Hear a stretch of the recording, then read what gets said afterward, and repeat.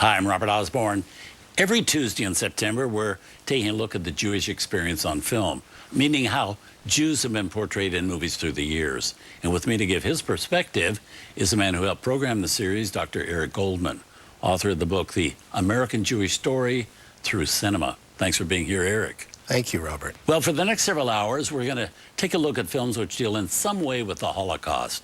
We're going to begin with a movie from 1946, directed by Orson Welles, and starring Orson Welles as a man with a connection to that horrible period, but now living quietly in Connecticut.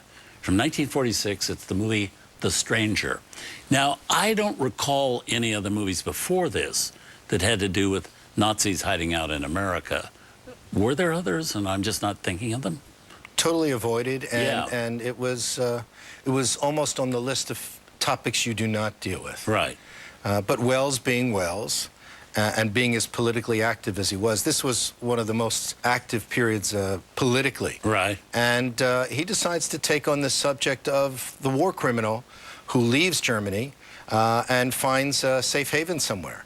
In terms of the subject matter, what you have is Welles calling attention to the fact that Nazis are able to leave Germany after the war. There was all of the denazification that was going on in Germany, but at a certain point in time, the American government realized that many of these ex-Nazis would be very useful, A, to fight communism, Right. and B, they could offer different kinds of things for America.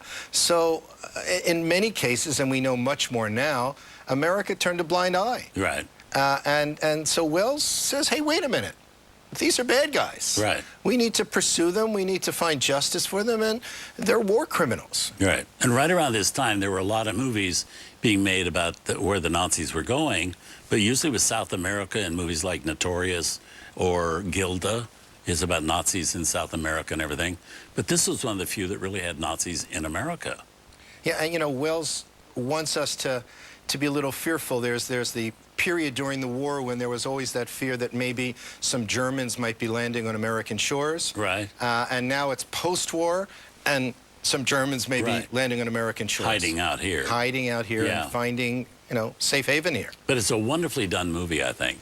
Really wonderfully directed, great suspense to it. So even if you're not taking the political implications of the movie, it's still a good old thriller to watch. It's one of Welles' best, and it's just not, it's just not appreciated. Right. Which is such a pity, because it is such a good film. Right. We also have to say it has Edward G. Robinson in it, which isn't actually chopped liver either, or Loretta Young is in it as well, and she's wonderful in it.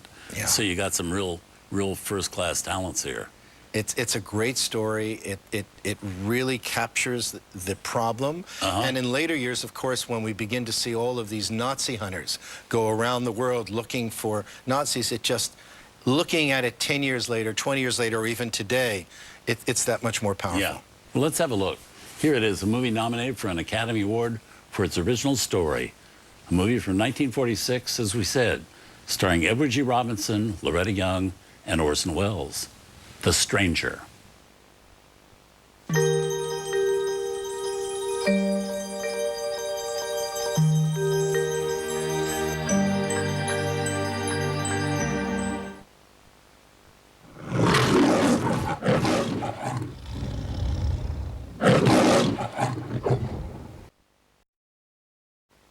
Terrific film. And I'm back with Dr. Eric Goldman, author and expert on Yiddish, Jewish, and Israeli cinema, who chose the films which make up our look at the Jewish experience on film that we're having. Now, let's talk about that Holocaust footage in the movie. Groundbreaking. I mean, you have to understand that American movie makers went into the camps with the liberators and captured this footage. And the footage was largely to be used within Germany as part of the denazification process. Many Germans claimed that they had no knowledge of what had taken place, and the Allied governors saw it as their responsibility to educate and to make Germans aware of this. Very little of that footage made it back to the States. Periodically, you see a little bit of it in newsreels.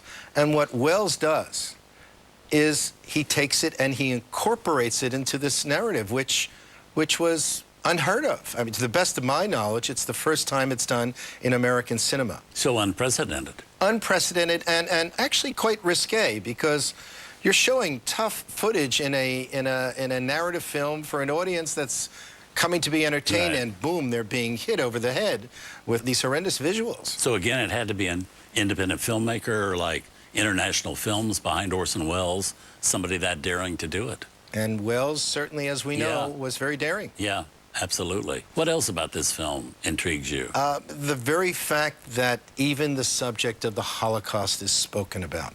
Holocaust didn't really speak to most Americans. It was something that Europeans experienced. It's something that Europeans learned about because they or their neighbors had somehow either been involved with the mass murder of Jews, gypsies, and other political opponents. But for Americans, it didn't resonate. The fact that he introduces this is again, another taking chances by Wells. And I give him a lot of credit for it, because it was an historical moment. Jewish filmmakers certainly didn't want to bring attention to it. And here he is, doing this. Yeah, great that you included that movie. Thank you. Just so few people know it, which is a pity. Yes. Yes. Well, moving on, stay with us. Eric and I are going to be back momentarily to introduce another film which deals in some way with the Holocaust.